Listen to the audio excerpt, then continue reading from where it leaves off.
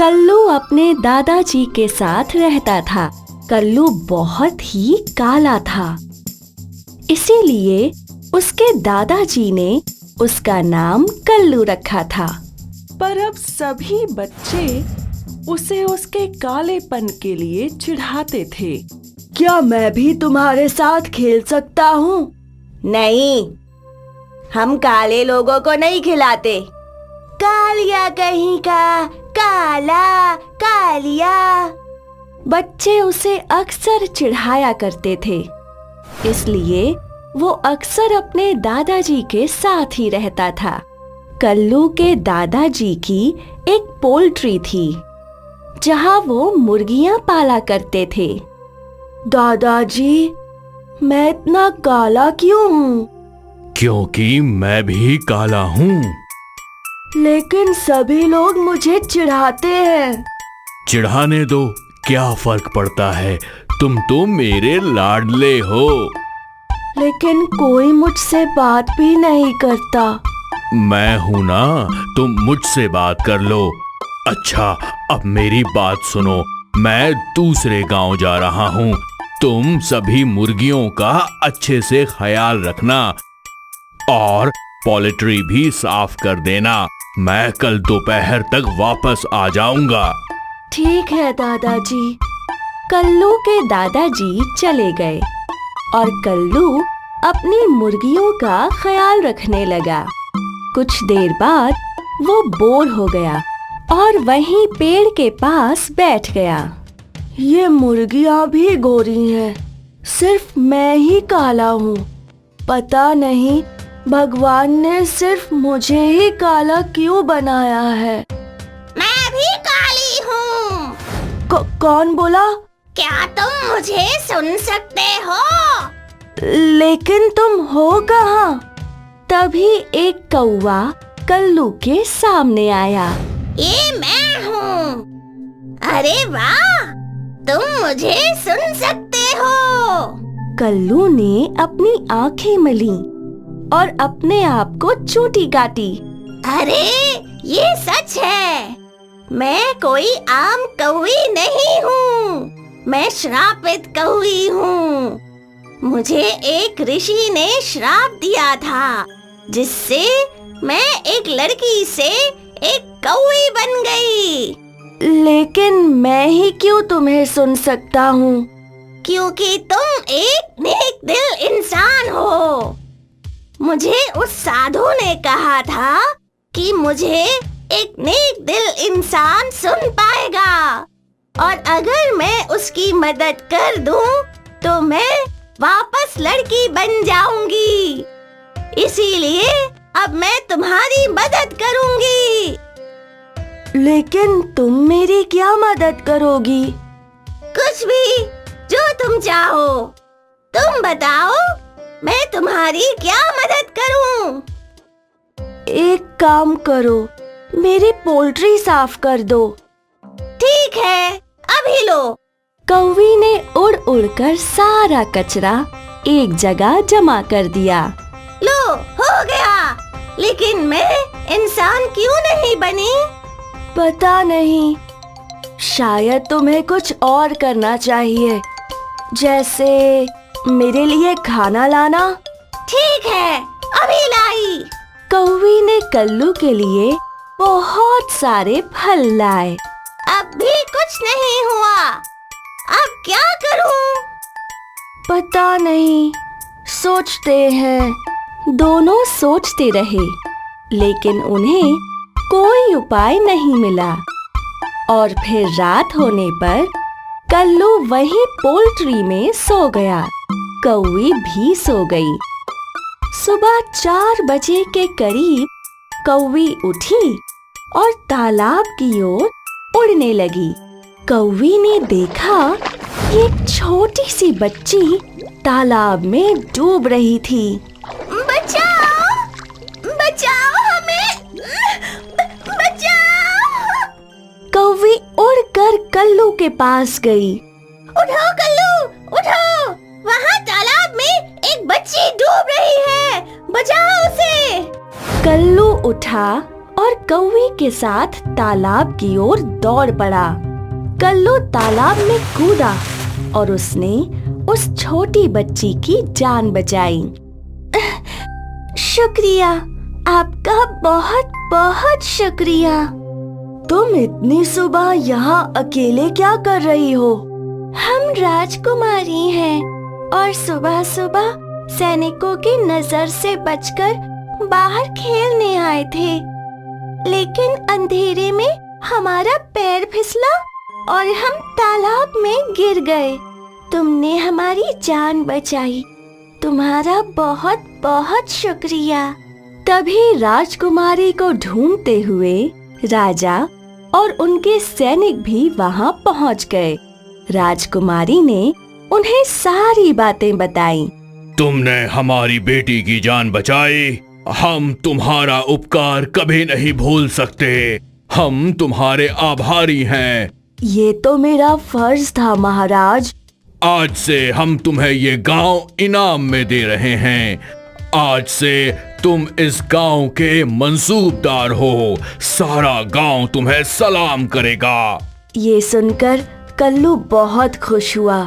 राजकुमारी और राजा वहां से चले गए और कल्लू ने कौवी का धन्यवाद किया। ये सब तुम्हारी वजह से हुआ है। अब जो लोग मुझे मेरे काले रंग के लिए चिढ़ाते थे, वो अब मुझे सलाम करेंगे। मेरी जिंदगी बदल जाएगी। और तभी एक जादू हुआ और वो कौवी एक युवती में बदल गई। धन्यवाद कल्लू, तुम्हारी वजह से मैं वापस इंसान बन पाई हूँ। धन्यवाद। अब मैं अपने गांव जा रही हूँ और तुम हमेशा खुश रहना। माया ने कल्लू को अलविदा कहा और वो वहां से चली गई। अगले दिन से जब कल्लू गांव में निकला तो उसकी ठाठ ही अलग थी। उसके पास एक सेवक था जो उसकी छतरी पकड़े हुए था और वो बच्चे जो उसे कभी चिढ़ाया करते थे, आज वो उससे झुककर प्रणाम कर रहे थे। तो इस तरह श्रापित कौवी का भी श्राप टूट गया और कल्लू की जिंदगी भी बदल गई। दीनू एक कंपनी में काम करता था, पर कोरोना में हुए लॉकडाउन की वजह से कंपनी का काम बंद हो गया। उसकी नौकरी छूट गई थी। वो कंपनी में मामूली मजदूर था, इसलिए उसके पास इतना बैलेंस नहीं था कि इस लॉकडाउन में वो अपने और अपने परिवार को 2 वक्त भरपेट खाना भी खिला सके। और कंपनी बंद होते होते कंपनी मालिकों ने कोई पेमेंट भी नहीं किया था। लिहाजा घर की गरीबी और भूखे बच्चों का मुंह देखते हुए वो बाहर जाकर कुछ न कुछ काम करने का फैसला करता है। सुनकर बीवी बच्चे मना करते हैं। क्या कह रहे हैं आप? कोरोना की इतनी खतरनाक बीमारी फैली है, सरकार सब कुछ बंद कर रही है और आप बाहर जाकर कुछ काम करना चाहते हैं? आपको कुछ हो गया तो? मैं क्या करूं निर्मला, घर की गरीबी और भूखे बच्चों का मुंह देखा नहीं जाता मुझसे। पर आप करोगे क्या? सब कुछ तो बंद है। जो लोग दिन रात ड्यूटी कर रहे हैं, उन्हें चाय की जरूरत तो होती है। चाय बेचने जितना पैसा तो है हमारे पास। मैं अपनी साइकिल पर घूम घूम कर चाय बेचूंगा। और पूरे दिन घूमकर आप रात को घर आए। आपका तो कुछ नहीं, पर आपसे बच्चों को कोरोना हो गया तो? नहीं होगा। मैं अपने आप को इस घर से अलग रखूंगा, घर की छत पर सोऊंगा। और वो दिन भर देर रात तक अपनी साइकिल पर चाय का बम्बा और कागज के छोटे छोटे ग्लास लेकर गुहार लगाता हुआ चाय बेचना शुरू करता है। चाय पी लो चाय, अदरक और काली मिर्च वाली चाय, काढ़े का काम करेगा, गले से कोरोना को साफ करेगा। चाय पी लो चाय। सुनकर कई लोग चाय लेकर पीते हैं। पुलिस वाला उसे डांटता भी है। क्यों बे, लॉकडाउन चल रहा है और तू चाय बेच रहा है? साहब, आप भी तो हम लोगों के लिए ड्यूटी कर रहे हैं। मैं भी अपने छोटे छोटे बच्चों के लिए अपनी ड्यूटी कर रहा हूँ। लीजिए चाय पी लीजिए। ठीक है, पर अच्छे से मास्क लगा और चाय देते हुए सोशल डिस्टेंसिंग का पालन कर। पूरे दिन और रात देर तक चाय बेचने के बाद वो घर जाकर घर की छत पर सो जाता है और सवेरे उठते ही फिर चाय बनाकर लेकर निकल जाता है। इससे उसके घर में 2 वक्त का खाना आने लगता है। दोनों बच्चों के चेहरे पर खुशी लौटने लगती है। पर दिन रात काम करने और छत की खुली हवा में सोने से उसे बुखार आ जाता है और फिर बुखार इतना बढ़ता है कि खांस खांस कर उसकी आवाज बैठ जाती है। सभी डर जाते हैं। अरे अरे बापू को क्या हुआ? माँ, बापू की तो सांस उखड़ रही है। मैं एम्बुलेंस को फोन करती हूँ। हेलो एम्बुलेंस, मैं मायापुरी से बोल रही हूँ। मेरे पति को अचानक सांस की तकलीफ हो रही है, आप जल्दी से आ जाइए। जल्दी से नहीं आ पाएंगे मैडम, आपसे पहले 180 लोगों के फोन आए हैं। आपका 121वां नंबर है, वेट कीजिए, आपका नंबर आते ही आ जाएंगे। अब क्या होगा बेटी? नंबर आते आते तो शायद रात हो जाए। आप फिक्र मत करो माँ, मैं बापू को हॉस्पिटल ले जाऊंगी। कहती हुई वो वहीं खड़ी पापा की साइकिल लाती है और माँ बेटी सहारा देते हुए जल्दी से बापू को साइकिल के पीछे बैठाते हैं और बेटी साइकिल दौड़ा देती है। माँ उसके पीछे पीछे भागी हुई जाती है। बेटी साइकिल पर बापू को लिए एक हॉस्पिटल पहुंचती है, जहां कंपाउंडर उन्हें रोक लेता है। ओह, क्या है? बापू की तबीयत खराब है, एडमिट करना है। अरे कहाँ एडमिट कर देंगे, हॉस्पिटल में बेड नहीं है। तो हॉस्पिटल की गैलरी में चादर डालकर एडमिट कर लो। अरे गैलरी भी मरीजों से भरी पड़ी है, किसी और हॉस्पिटल ले जाओ, जल्दी जाओ, देर मत करो वरना कुछ हो जाएगा बुढ़े को। सुनते ही माँ बेटी बापू को वापस साइकिल पर बैठाती हैं और दूसरे हॉस्पिटल भागती हैं। मगर वहाँ भी पहुँचते ही गेट पर ही कंपाउंडर रोक लेता है। अरे क्या हुआ? नया पेशेंट एडमिट नहीं कर सकते? प्लीज अंकल, मेरे बापू की तबीयत बहुत खराब है, इन्हें सांस लेने में तकलीफ हो रही है। अरे आधे हिंदुस्तान को सांस लेने में तकलीफ हो रही है, हम कहाँ से दें? हॉस्पिटल में सिलेंडर नहीं है, जाओ सिलेंडर लेकर आओ। मैं कहाँ से लाऊं अंकल? जहाँ से इसका बेटा लेने गया है, वो देखो, उसे भी सांस की तकलीफ है। क्या हुआ बेटी? माँ ये कह रहे हैं सिलेंडर लेकर आओ तभी एडमिट करेंगे। सिलेंडर? वो कितने का आता है साहब? 25,000 में ब्लैक हो रही है। 25,000 होते तो इन्हें काम करने की जरूरत ना पड़ती। 25,000 में तो हम वैसे ही 5 महीने घर पर खाकर निकाल देते। इतना पैसा हम कहाँ से लाए साहब? तभी एक यंग लड़का सिलेंडर लेकर आता हुआ कहता है, चलो जल्दी मेरे पापा को एडमिट। पापा! देखा, सिलेंडर लाने में लेट हो गए तो गए इसके पापा, तुम भी ले आओ वरना। नहीं, कुछ नहीं होगा इनको, मेरे पापा तो गए। मैं नहीं चाहता एक गरीब और मर जाए बिना सिलेंडर के। जल्दी से एडमिट करो इन्हें, ये सिलेंडर ले लो बहन। कहता हुआ वो रोने लगता है। दीनू को हॉस्पिटल में एडमिट कर दिया जाता है। रात को कोरोना पेशेंट के पास रहने की परमिशन ना होने की वजह से दोनों माँ बेटी घर चले जाते हैं। रात भर वो फोन कर कर के डॉक्टर से पूछते हैं, हेलो डॉक्टर साहब, मेरे पति दीनू कैसे हैं? अरे कितनी बार फोन करोगे तुम माँ बेटी, कहा ना ठीक है। दूसरे दिन सवेरे वे दीनू को फोन करते हैं पर उनका फोन नहीं लगता। ये देख वे घबरा जाते हैं। माँ, बापू फोन क्यों नहीं उठा रहे? सो रहे होंगे। हॉस्पिटल फोन लगाती हूँ। वो हॉस्पिटल फोन करके पूछती है, हेलो मेरे बापू कोरोना मरीज दीनू वर्मा कैसे हैं? कौन दीनू वर्मा? यहाँ इस नाम का कोई पेशेंट नहीं है। अरे ऐसे कैसे नहीं है, हम खुद उन्हें रात को एडमिट करके आए हैं।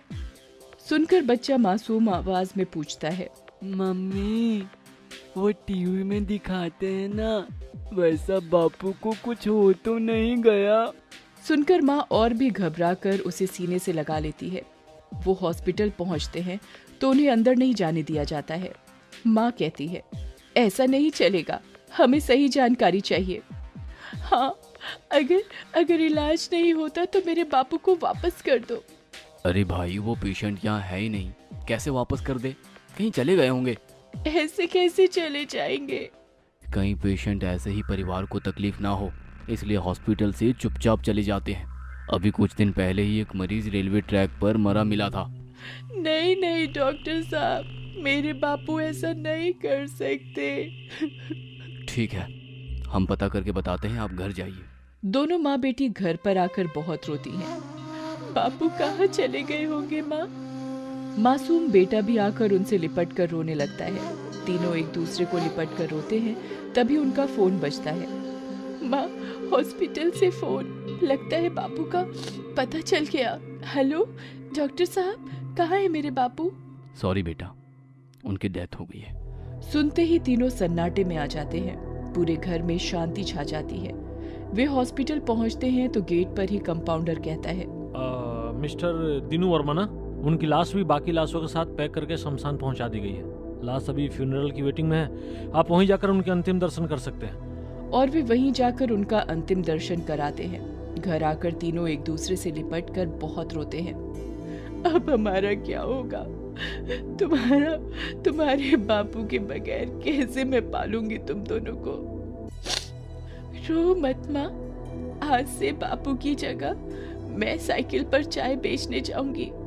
सुनते ही माँ घबरा कर जल्दी से कहती है, नहीं नहीं, तुम्हारे बापू को भी मना किया था, फिर भी वो गए। मैं किसी के घर नौकरानी का काम कर लूंगी, पर तुम्हें कहीं नहीं जाने दूंगी। पर कोई नौकरानी नहीं रखेगा माँ। आजकल कोरोना की इस लहर से लोग इतना डर गए हैं कि सारी काम वालियों की छुट्टी हो गई है। तो क्या करे बेटी, कहाँ जाए? बेटी, जहाँ बापू काम करते थे, चलो वहाँ चलते हैं। बापू की नौकरी छूटने से पहले कि 10 दिन की पगार बाकी है, शायद मिल जाए तो कुछ दिन गुजर जाएंगे। और वे मालिक के पास पहुँचते हैं। उनकी बात सुनकर मालिक डेथ सर्टिफिकेट देखता हुआ कहता है, 10 दिन की पगार के 2000 रुपए बाकी है, पर मैं तुम्हें 2000 रुपए ही नहीं 10 लाख रुपए भी दूंगा। 10 लाख? हाँ, कुछ दिन पहले बीमा वाले इंश्योरेंस की एक नई योजना लेकर आए थे, आपके बाद आपके परिवार की सुरक्षा योजना। मेरे कहने पर दिनू ने वो योजना ली थी। अब उनके मरने पर उनके परिवार को 10 लाख रुपए मिलेंगे। देखा माँ, बापू कितने जिम्मेदार थे। खुद तो नहीं रहे पर अपने परिवार की जिम्मेदारी आज भी उठाने का बंदोबस्त करके गए हैं। वही तो बेटी, आज एक बात मेरी समझ में आ गई है। इंसान कुछ ले न ले, अगर वो अपने परिवार को प्यार करता है, अपने परिवार की जिम्मेदारी समझता है, तो उसे अपने बाद अपने परिवार की सुरक्षा का बीमा जरूर लेना चाहिए।